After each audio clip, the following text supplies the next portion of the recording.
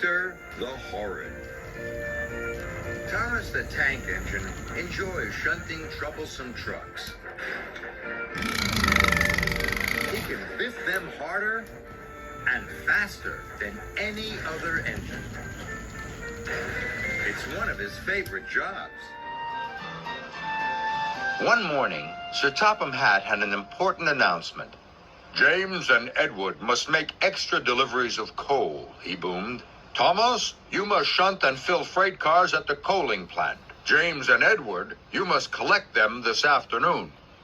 Thomas was very pleased. Just then, Bill and Ben chuffed by. Between them was a big black truck. It was biffing and bashing the little engines. "What are you two doing?" tooted Thomas. Bill and Ben told him they were delivering the truck to the coaling plant.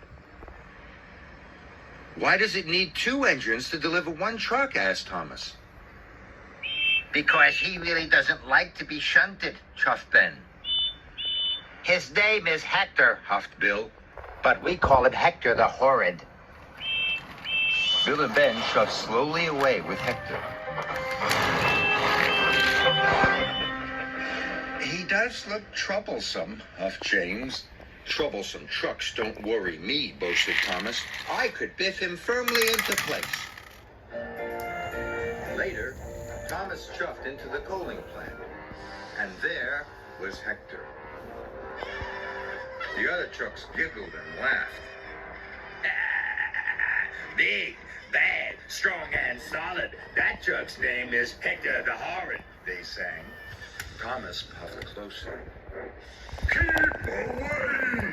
roared Hector. Bill and Ben were right, thought Thomas. Hector is scary, and Hector is horrid.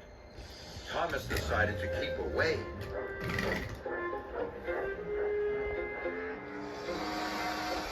Thomas spent the morning shunting the other freight cars and filling them with coal.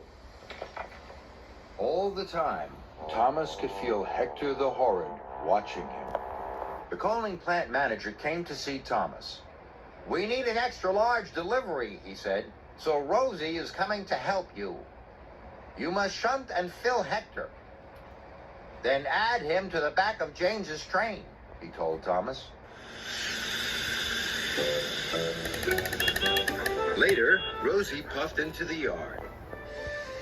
She saw Hector. "Wow, do we have to shunt and fill that big truck, Thomas?" she asked sweetly. "Yes," puffed Thomas, "but he doesn't want to be shunted. His name is..." But before Thomas could finish, Hector opened his mouth and let out the biggest roar ever. "Keep away!" he bellowed. Rosie was so surprised she shook from funnel to footplate, and she steamed straight out of the yard. This made Thomas cross. Hector had biffed and bashed Bill and Ben. He had shouted at Thomas, and he had frightened Rosie so much that she had puffed away.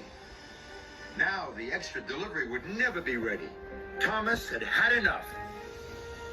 He puffed up bravely in front of Hector and gave him a mighty biff. Hector rolled backwards. He was very cross. "Keep away!" he roared. "No, I won't," tooted Thomas crossly. "You are causing confusion and delay. You really are horrid." Then, with one mighty biff, Thomas sent Hector rolling backwards into a set of buffers. Hector crashed off the track. Thomas felt very bad. He hadn't meant to knock Hector over. Thomas puffed up to Hector. Hector lay on his side, looking very sad. Now Hector didn't seem so horrid. "I'm sorry I biffed you so hard," wheezed Thomas. "But why don't you want to be shunted?" "Because I'm scared," moaned Hector. "Why?" asked Thomas. "I'm new," he groaned, "and I'm scared because I haven't been filled with coal before. I don't know what it feels like. That's why I didn't want to be shunted," he added. Thomas was surprised. Later, Rocky and the workmen arrived and lifted Hector back onto the tracks. Thomas wanted to help Hector. Sometimes I'm scared when I have to do something new, he chuffed. But coal isn't scary. Hector watched as Thomas rolled under the coal hopper. Black, dusty coal poured into Thomas's coal box. When the dust settled, Hector saw that Thomas was smiling. See? It's not scary, tooted Thomas proudly. Now Hector was excited. I'd like to be filled with coal too, he rumbled. We must hurry, puffed Thomas. Thomas pulled Hector quickly under the coal hopper. Hector was quickly filled with coal. It felt wonderful.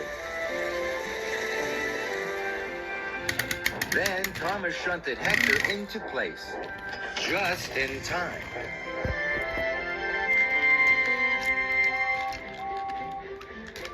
James and Edward puffed into the yard. They saw their waiting trains. James was very surprised to see Hector at the back.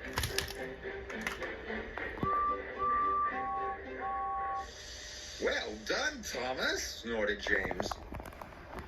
The trains were soon coupled up.